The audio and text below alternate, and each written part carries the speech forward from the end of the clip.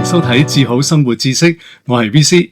咁上星期咧就同大家咧講完咗抽濕機啦，咁今次咧就會同大家咧分享下咧點樣去用電子防潮箱咧保護你身邊貴重嘅物品啦。咁其實佢嘅原理咧就係內置咗智能嘅除濕系統啦，可以咧係長時間咁樣維持穩定喺某一個嘅濕度，例如係50%啦。令到咧你擺放嘅物件咧係唔會太過濕咧，而導致發毛啦，亦都唔會太乾咧，令到啲皮革啊或者紙張咧係脆化。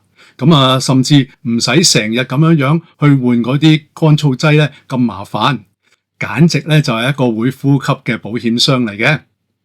嗱大家咧睇到我呢一張相呢一部嘅相機啦，咁我外表咧係咪都仲幾新淨咧？咁其實咧就係我喺2014年嗰陣時買嘅，咁頭2年咧我經常都會用，咁之後咧就同大家一樣啦，咁可能已經轉用咗手機影相啦。咁香港天氣咧就咁潮濕，而好耐唔用嘅電子產品咧擺埋一段嘅時間咧，唔止發毛啊，仲會失靈添啊。咁好彩咧，我一直咧就將佢咧就放喺電子嘅防潮箱裏邊。最近咧就拎咗出嚟試下機啦，架機唔單止係冇發毛喎，一開即着個操作咧完全正常噃。除咗相機啦，我仲會將一啲手錶啊、首飾啊、重要嘅文件同埋有紀念價值嘅收藏品咧放喺裏邊嘅。而 size 方面啊，就有好多嘅選擇。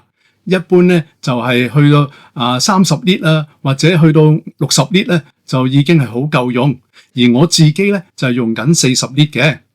咁喺香港咧，你就可以咧喺一啲攝影器材嘅鋪頭裏邊揾得到啦。